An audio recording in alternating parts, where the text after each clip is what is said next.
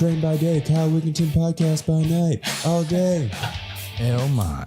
What's going on, man? What the business is? Did I say it right? Yeah, you said it right. Okay. You said it perfect. Dude, I be messing people's names up all the time on here. No, it's good, but you got mine right because a lot of people always mess my name up. So it's a good. I'm like, all right, he owned it. Yeah. He owned it. What do they normally say? It'd be like L.MONT or L. You know, they'll just not put the mod on it. Yeah. They'll do something else. They'll make something up. Lamont. Yeah, they'll call me Lamont. That's the main thing. I just seen an article a lady wrote about me. She put Lamont, but Lamont really is not my name. No. That's my nickname. My actual name is L.MONT. Oh. Yeah, so it's L.MONT London. So but everybody from the neighborhood know me as Lamont. So it's cool, but it's L.MONT. That's how the breakdown get to L.MONT because of Lamont. I like that. Mm-hmm. So how'd you get into hip hop? Since I was 7, well, my mama used to actually write poetry and sing. Mm-hmm. So she used to sing to me when I was a kid. So I started off singing R&B, like really, in the house, singing R&B. And then like for birthdays, like I never had no real birthday, never in life. Like my whole life, I've never had a real party. My brothers, I have a brother, rest in peace, Lavelle London, and my sister, they always had the parties. But when my mama came to me, she'll be like, you want a party? I'm like, nah, just give me a CD or give me a record player or give me a tape player with the speakers. Then she ended up buying me a mixing table with the vinyl and all that there. And so it's like I just been into music. All I wanted was a CD. Yeah. I might have brought Lauryn Hill 10 times till she switched. She like, you already got this album. I'm like, no, I just want it again because I scratched it. If I got a scratch on it, I'll get it again. You know what I'm saying? So, yeah, that was back in the day, man, when you had to when you scratch CDs. Yeah. Yeah, I remember that. We had the first, this is going to be a crazy story, but the first album that I ever found of hip hop, okay, was, oh my God, it was, who was it? It was somebody, freak, I can't even think of it. It was like an older hip hop guy, but we found it in the parking lot of like our gym. Mm-hmm. And we went and listened to that. And we're like, what is this? We're like, what is this music? It's Arkansas kid. What is this stuff? Yeah. Yeah, it was tight though. It was, it wasn't Project, it might have been Project Pat. You know, 666 Mafia? Yeah, 3-6 Mafia. Yeah, dude. I freaking love those that's guys. That's my dog, Project Pat. I mess with Project Pat. So your mom, she was doing the poetry, so that got you into like writing lyrics and stuff? Yeah, she used to sing to me and stuff, but see, I used to, when I come off, I was at school, and I used to always freestyle and rap to myself. I would not actually display it to people. So I was just building it in quiet, you know what I'm saying, in silence to myself. And then when I actually went to school, I went to the band. But I denounced the band because we didn't have any girls in the band. So I was like, all the girls was in gym, so you either had to pick gym, But I'm like, man, I want to do music, but the girls in the gym. So I'm like, man, I'm going by the girls. Mm-hmm. But the good thing about the girls is they started freestyling. And a friend of mine knew that I rap. He was like, man, come on, man, come rap. So all the girls surrounded the cypher and I started spitting. And the girls were like, man, you're really good. So that's what made me really like, all right, cool. But so look how I had, but I could have been a musician on that end, but I still ended up being an artist. Yeah. You know what I'm saying? So do you make beats and stuff too, or are you just like a lyricist? I can make beats. I went to school for audio engineering. You know what I'm saying? Delgado College. And I did a class with live audio engineering and audio engineering. So I record, I engineer, and I can make beats, but I haven't been making them, but I'm about to start back doing them. Yeah, I feel like the music industry today, you kind of have to be a jack of all trades. Yeah, right? you have to. Well, coming from the South, actually, because we don't have, I can't go in my backyard and take a piss and the guy across the fence actually works for Def Jam. Right. You know what I'm saying? I work for Interscope. Yeah, you got to do it all yourself then. Yeah, you got to do it all yourself. And then it costs money to actually, do this music. Yeah. You know what I'm saying? A lot of people think, oh, man, you're on the track, you just freestyle. Nah, it costs money to mix, master. That's all different things. Mm-hmm. A mix is different than a master. You see what I'm saying? Yeah. Getting the vocals right, making sure, like certain people have time to go back in there and fix their vocals. You know what I'm saying? When you have equipment, like I got my own equipment, you know what I'm saying? I run off of UDA audio. and I use that. So I record myself most of the times. So I either pre-record it, or if I want to release it, I'll release it too. But I'll pre-record and I'll just send it out to get a mix. Even though I can mix, I just don't have the time because, I be doing other things. You know what I'm saying? Yeah, no, I was having this conversation with someone today. It's a very, very wealthy individual. And he was asking me, because I have a lot of skills that I built up. He's like, where'd you have the time to find all these, to build up all these skills? And I was like, well, when you don't grow up with money, you have to figure out a way to do the things yourself. So you learn how to build skills. Facts. Yeah. So, I mean, that's kind of what you're doing too. You build all the skills around what you're doing. And that in the end game makes you a better musician. It makes me a better musician. And like I said, I'm still in college, business management with a concentration in music business. So I mastered the music business classes. I took all of them. I passed A across the board. My GPA good, good standing. And I cook. I drive trucks. I do it all. You hustle, man. Yeah, I just got it in my blood. I'm coming from Harvard. Yeah. Then I got the Guru Mobile. Yeah. I call him the Guru because, what I'm saying, I heard from y'all interview, I'm saying, y'all talking about the youngsters not paying homage to the older generation.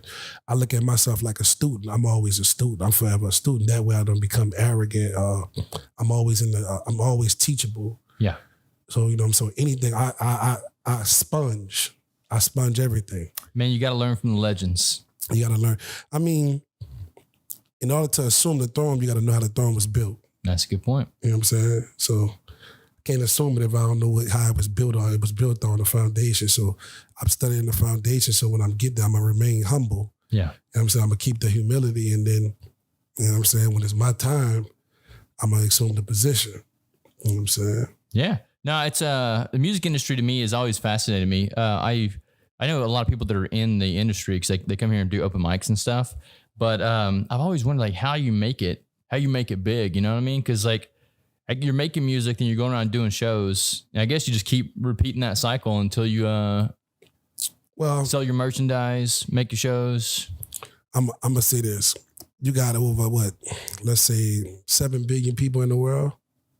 So if you mathematically, everybody could get a piece of the pie, but the illusion that they create that it's not enough money for everybody or it's not enough room. And that's just with business, period, as a whole.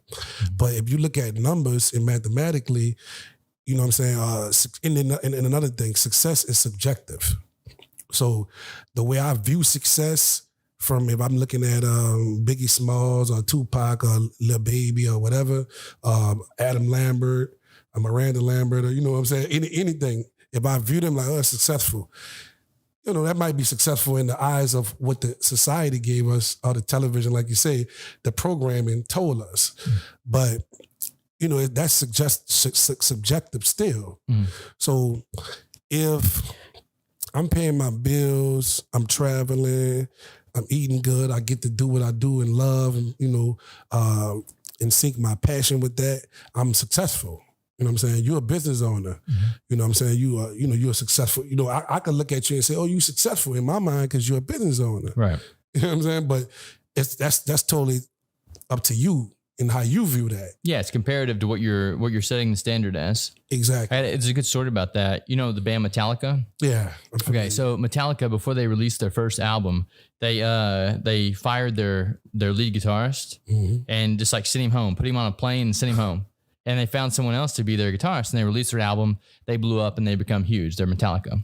So their lead guitarist, he got on the plane, flew back to California where he was from. And he's like, when he was in California, he's like, you know what? He's like, I'm going to make the best band that I can.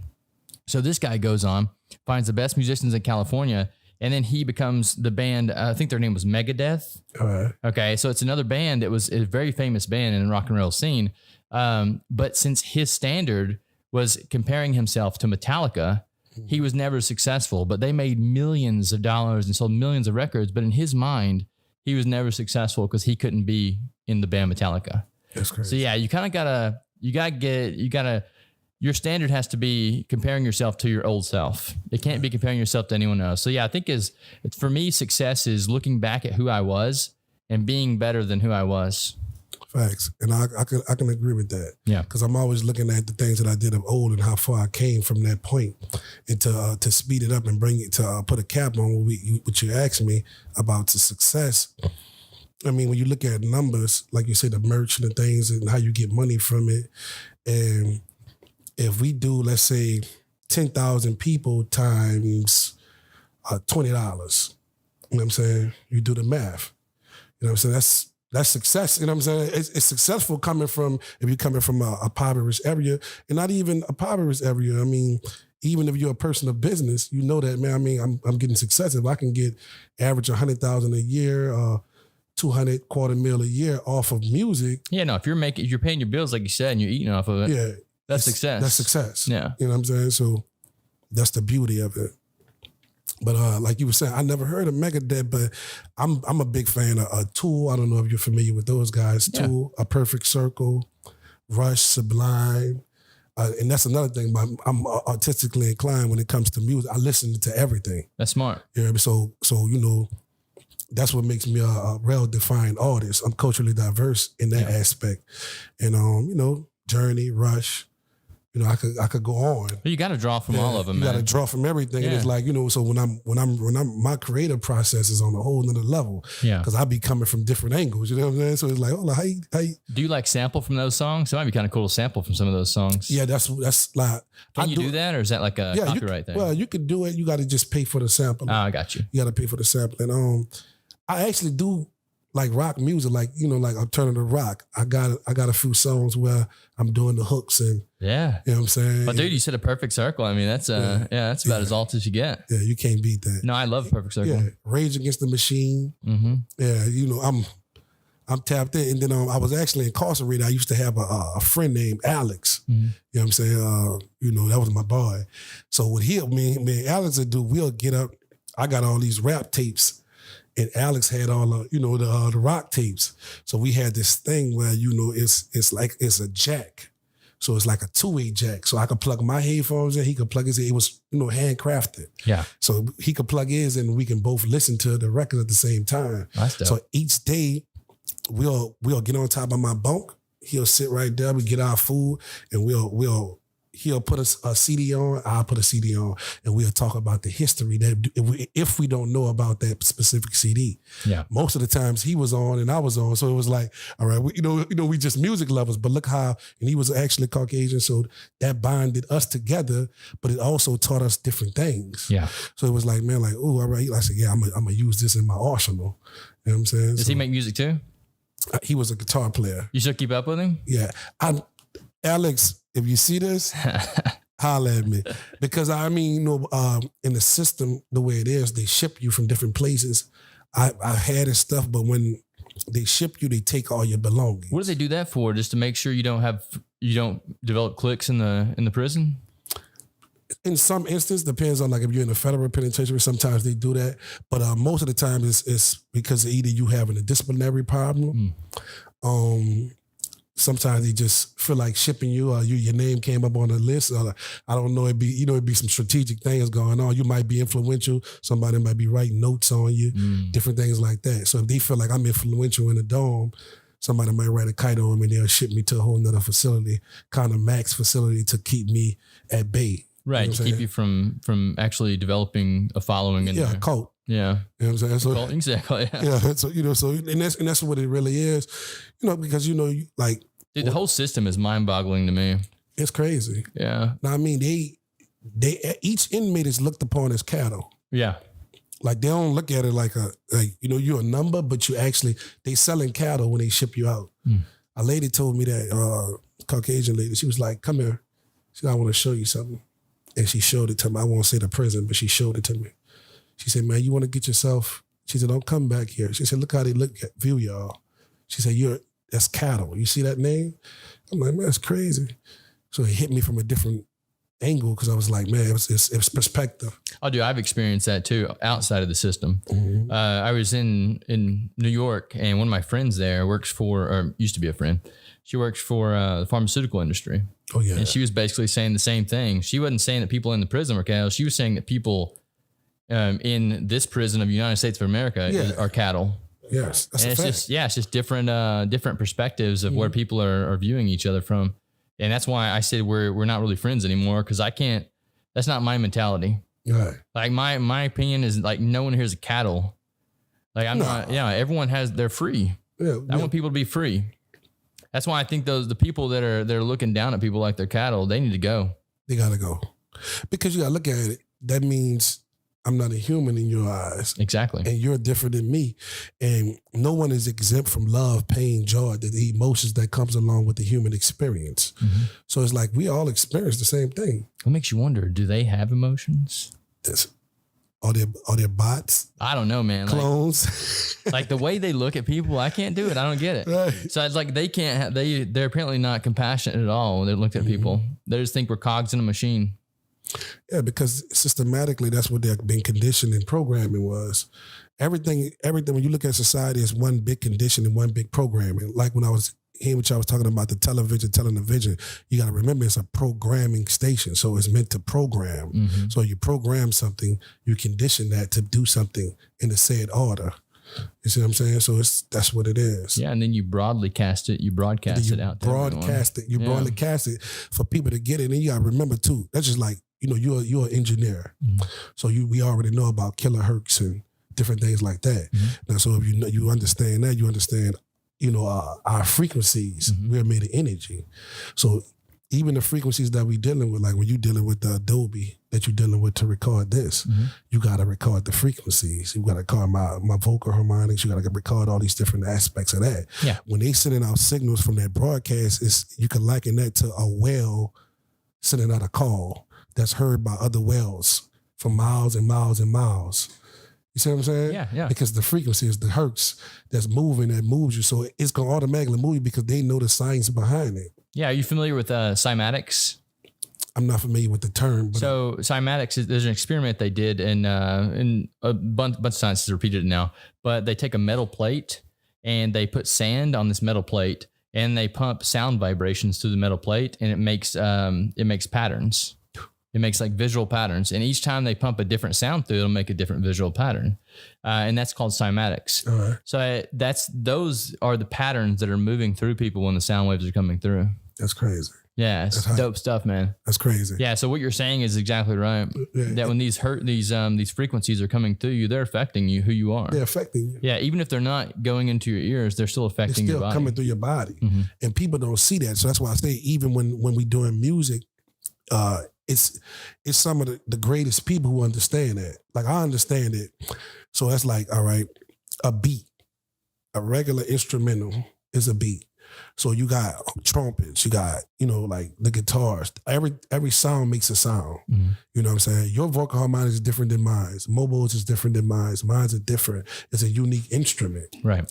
So when a rapper or a singer jumps on the beat, that just adds another instrumental layer to the beat. You know what I'm saying? The words form syllables that makes different rhymes, but it also, if you're smart enough or you understand it, you could channel that and you could, because music is part intelligent, emotional, and psychological. Mm-hmm. So when you understand that, you add the words to it, then you take it to another level. Yeah, there was a musician I had on here a while back. His name is Zach Smallman. Shout out Zach Smallman. Smallman and Sparks is what they go by. What up, Jack? Yeah. I was asking him how he writes songs, how he writes lyrics. And he says what he does is he normally, when the beat's finished, he'll hum over the beat. So he'll hum along to it. Yeah. And that puts the melody there. And then he goes back and he's like, the words are there then. They're already there. Yeah. If you're humming the melody, the words are in the melody. Yes. So he says, I just go back now and fill the words in. Yeah, because the word, I do a similar process, because if I'll freestyle over it out, and I'm freestyling over, but I'm just trying to catch it because the word's already there. The beat gonna tell you what it is. It's already there, but it's all based upon the emotions. Once it connect, now I can write to it. Yeah. So if I got a topic, but that's what makes music so intelligent. So, and that's what makes a person a true artist, when they can do that. When they can catch the beat. When they can catch that beat. Dude, that's making music so dope to me, because it's one art form that I haven't dove into. Mm-hmm. Like I do this stuff right here because I'm working in film. Mm-hmm. So I know how to mess with the cameras and do the audio and stuff on that level. But when it comes to actually making music, like you said, there's something in there that's like inside of you. Yeah, facts. Yeah. Yeah. It's all right. It happens. It's all good. No, so yeah, what you got planned for the future, man? Man, all right, we just dropped the Rulers Juveniles 30th anniversary, in which I'm honored and to actually be a part of it, because I'm from Harvey, Louisiana. That came from there. You know what I'm saying? That's just everything to me, because I'm that guy who pay homage. I pay homage to, everything. And I have a project called Bound by Blood. It's an EP. My little cousin, he was murdered. Nelly, rest in peace. He did beats for King Vine, rest in peace, and a couple of other Chicago rappers. And me and him actually finally came across each other. He sent me a few beats, so I just did it on. That's why I call it Bound by Blood. And I have that. I got a few more other projects. Border Dine. I have the Graveyard Floor. I'm about to place back up. I got the Black Print, which I'm trying to get to Jay-Z. I'm going to send it to Jay. We're going to send it. And these are going to be on Spotify? It's going to be on every platform. Too? Like, if you look me up right now, you look up L.MONT, and you can find me on any platform in the world. iHeartRadio, Pandora, Spotify. You can find me on anything. I got a pretty big fan base. A lot of people that love me all over the world. So, it's beautiful. It's beautiful. I love it. Like, I love rap. I'm the guy that love music without money. That's why I'm still here. It's that passion, man. Yeah, I got a passion for it. Like, even if I ain't, I just do it just cause. Yeah. Because like I told you, I never had the birthday. I chose music over a party. Like, I choose music over anything, any day. I remember telling, when I had girlfriends, I was like, look, the music come before you. They're like, hold on, what you mean? Well, you ain't gonna be able to, it's gonna be hard. Like, you fighting against something that I love. Yeah. This is my first love, so it's gonna be hard to do it. And that's probably the smartest thing you've ever said right there, my friend. Yeah, real talk. Yeah, you got a lot of young guys should learn from that lesson right there. Like, stay away from the women, go towards a passion. The women will come. Yeah, the women gonna come. I mean, well, every man is driven by his dream of what he has to build. So if a man don't build his dream before he meets the woman of his dreams, it's going to be a disaster, because he going to always fight to get to that place where he feels more comfortable or dominant, basically creating his kingdom, manifesting his kingdom on earth. So if a man never manifests his kingdom on earth, he'll never be solid with a female, because that means he have to conform, he have to, retreat. Yeah. You know what I'm saying? From what he actually knows he want to do, because we're driven by nature to do it. Yeah. You feel what I'm saying? So, and once you understand that, you're able to grow. Makes a lot of sense to me. So I'm going to throw one of your videos in at the end of this podcast. I think it's the one you sent me the other day. Is that the one you want to be on there? The I Wish? I Wish, yeah. You put the I Wish. I like the energy. That's a dope song, man. I was listening to it this morning, and one of the things I realized, and I was telling Mobo this too, was that you actually have a message in that. Yes. Like, it's not just a catchy song, a catchy hook. It's like, no, they're actually saying some shit here. Yeah, I wrote it about my cousin, the one who I told you just died, Nelly. He had just was murdered, and I had a different verse for it. And when he got murdered, I scratched that verse, and I wrote off that emotion. Yeah. You know what I'm saying? So, and that, I could feel it, man. Yeah. I could feel it this morning. I was listening. I was like, damn. Yeah, it's real emotions. You know what I'm saying? So, and like I say, man, like I've been there, like I've been to jail for, I believe in self-preservation is the first law of nature. So I've been in jail for murder. I've been in jail for all different things. Versus guns. Right now I'm fighting a charge, but I don't glorify none of these things, because I changed my, the way of thinking. No, as long as you learn from it. I learned from a lot of different things, so I don't glorify nothing. So everything if you look at my catalog, it's always message based. You feel what I'm saying? And the beautiful part, that's how me and Mobile click so much, because he understand that, and that's how they came. They always got a message. You feel what I'm saying? Yeah. And it's just like glue. It's like, man, all right, cool. I feel in sync with this. I don't feel off. My energy feel good. Dude, I'm telling you, man, just sitting here with you guys, I can tell. It's all good vibes. Yeah, so I look forward to seeing what you guys come up with in the future. Oh, yeah. Yeah, thank you for coming in today, L.MONT. Man, I appreciate you for having me. Hell yeah, brother. Yeah.